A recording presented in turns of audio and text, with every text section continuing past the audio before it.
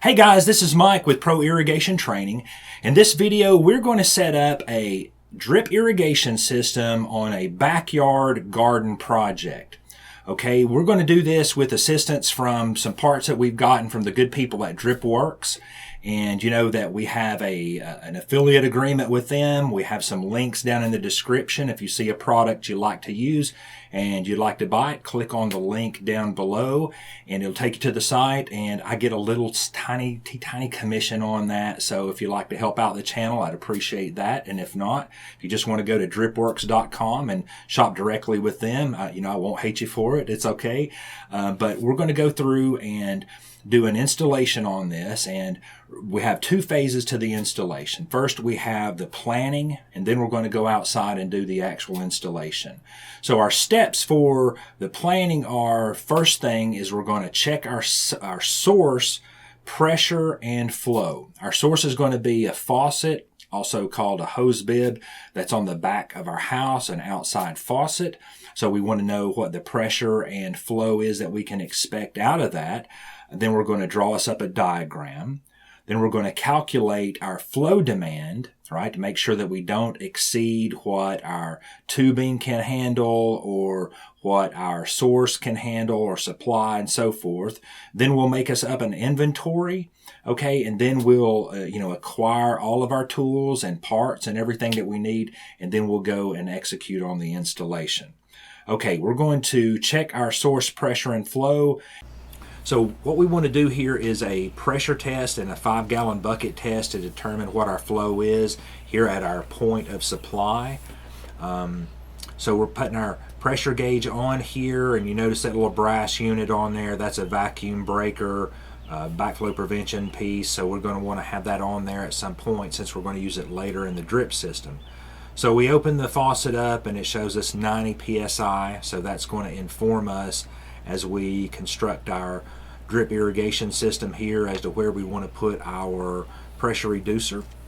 Okay, so get your phone out or your wristwatch or whatever you're going to use as a stopwatch, and we want to figure out how many seconds it takes to fill up this 5-gallon bucket.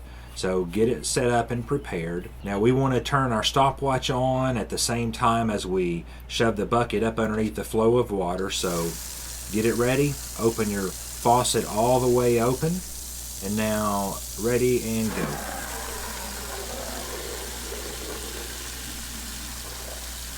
So if there's a lot of water spraying out over the sides, you may want to pick the 5-gallon bucket up a little closer to the faucet just to make sure you're not losing any water and get as accurate a reading as you can. So again, we're looking for the seconds, the number of seconds it takes to fill up this bucket. And I'd recommend that you check your 5-gallon bucket to make sure it's exactly 5 gallons. This one is, but and this is from Lowe's, I believe. So it's exactly 5 gallons. But if you're using a pickle bucket or paint buckets or things like this, you may want to check it. I took a 1-gallon water jug, filled it up 5 times, and it came up exactly to the rim on this one. So as soon as the water touches the rim, we're going to shut off our stopwatch and read the number of seconds. And we're done. Now what we're going to do is do a little calculation. We're going to go to the calculator on our phone, and what we had here is 53 seconds that it took to fill up the bucket. So we're going to divide that number into 5. So we take 5 divided by 53, and that gives us our result. Now we multiply this times 60. Okay, and that gives us 5.66 gallons per minute. Okay, remember that we're dealing on the macro, with our source and our delivery tubing, we deal with gallons per minute, but with the drippers and so forth, those are going to be gallons per hour. So we need to, make our calculations. Sometimes you think, well, I'll never run out of water doing gallons per hour. And then, sometimes I get messages, on YouTube or email like, hey, I set up this big drip system and now it seems like it's got really low pressure. So I get them to count everything up and they realize they've exceeded their flow ability, right? Their flow from the source. Okay, so let's take a look at our diagram I drew up here. This is a very simple system. So, you're going to take these concepts that I'm doing here for a few plants, and we're going to multiply those out for whatever size system that you need. Okay. So if we look at our diagram here, we see that there's really just going to be 4 plants to start. And then I want to come back and do a part 2 to this video and kind of alter it for my own needs, right? So we're putting this stuff in the ground here, but there's a chance that they won't survive. Okay. I have a natural predator in the backyard. There's a husky named Leica, right? You know, she's so sweet, but huskies dig. And so like the first day that I put in like that basil and, parsley on the side, I mean, she just walks over and just stomps right on it and looks at me. You know, she's got that mischievous husky thing going on. So maybe she'll dig them all up and it won't survive, but we'll see. Okay. So, and I may just pull these things up and put them everything into pots and put drip into the pot. So we'll see how that goes. So we'll go through that, but as we can see here, our 4 plants, you know, you see the faucet on the side there. So everything's kind of really close. And it's basically about, 22, 24 feet complete from start to finish. So, you know, we don't really have to worry about how many feet of pipe that we're using. But if you're doing a longer run, you know, when we look at our, let's pull up our friction loss chart here on a 1/2-inch polyethylene. Okay, and we see that really 4 gallons per minute is all that we should plan for to draw demand from that 1/2-inch delivery tubing. Anything more than that starts incurring exponentially high friction loss, so it's recommended to stay at 4 gallons per minute or less. And we see over here to the side that that's 6.3 something, you know, loss per 100 feet of pipe. So if this was a really big garden, you know, we'd have to pay attention to make sure we wouldn't run out of pressure by the time we got out to the end. These drippers generally need about 10 psi to work properly, so we wouldn't want to run out of pressure if we were going with extremely long runs. That's not our concern now, but I definitely want to bring it up. So we're going to figure out how many drippers that we're going to need for each plant and so forth. So this is a question that I get quite a bit, you know, from YouTube, from email and all that, is how do I decide what drippers to use and for how long to run the system? Okay, so there's a couple of different things that we want to take into consideration for this. We have the length of time that the system is going to run, the size of drippers that we want to use, and how much water are we going to want to put on each plant. Right, I say to design the system first. If it's going to be in several stages, if you're going to do pots and different things, design the system first around your larger plants or your most important plants. So, but we basically have 4, like 2 veggies and 2 herbs, and they came in containers like this. So this is basically what the root ball is starting out. And now, if this was like an annual flower that's just going to be there for a short period of time, it's going to bloom and boom, it's gone.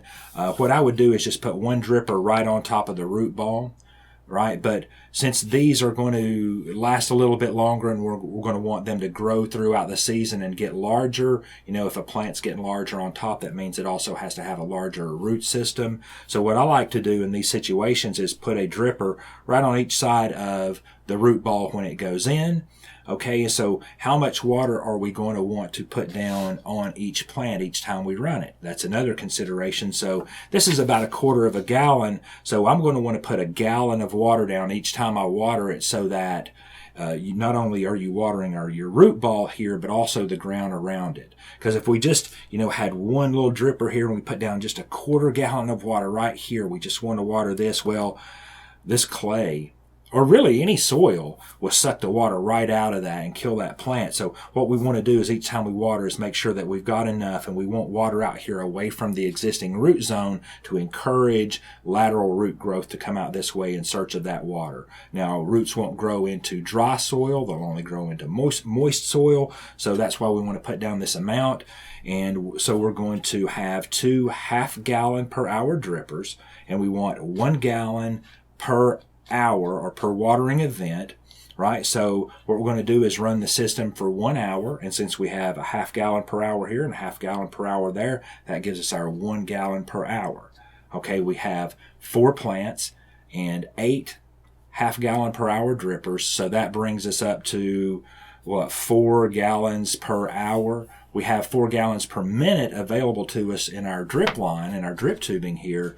So we're not in danger of running out, but you need to keep track of this. And in fact, you need like a little sheet, you know, if you got a drawing here, start adding up all of this stuff so that later on, if you start adding in pots, you don't exceed, because sometimes people go, oh, well, I'll never run out of water, and just start putting drippers everywhere. And then they're like, why does the system don't look like it have any pressure? And half of the drippers aren't working. It's like, well, you do have a limited amount of water, even though it seems like you could just go on and on with these drippers. So you have to pay attention to it.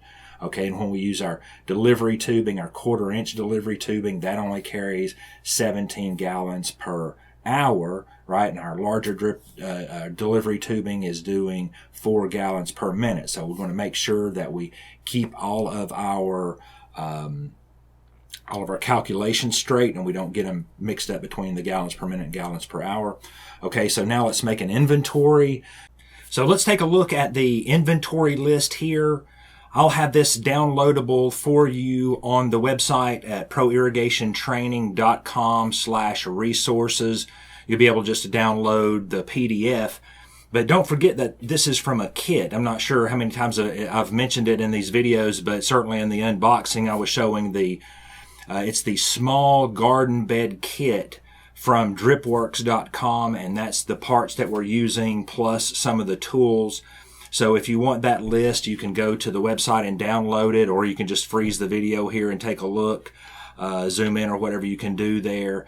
But, you know, basically it's just all the parts that we need. You know, a couple of things I want to point out is that we're going to have some goof plugs in there, just to make sure that if we poke a hole in the wrong place or something happens, that we can patch it up. And thread gaskets, the gaskets that goes in the hose threads, on the end of garden hoses. Pretty much every, you know, garden center or warehouse store, whatever, hardware store will have, you know, you can get a little bag of like 8 or 10 of these gaskets. I recommend if you're putting together stuff that uses hose threads and it relies on those gaskets to make a good seal, always just have some around. It's like $2 or something for a pack of 10. So, you know, you can look through here and just see, and it's all basically, you know, just the basic tools: pipe cutter, hole punch, needle, shovel, this, that, and the other.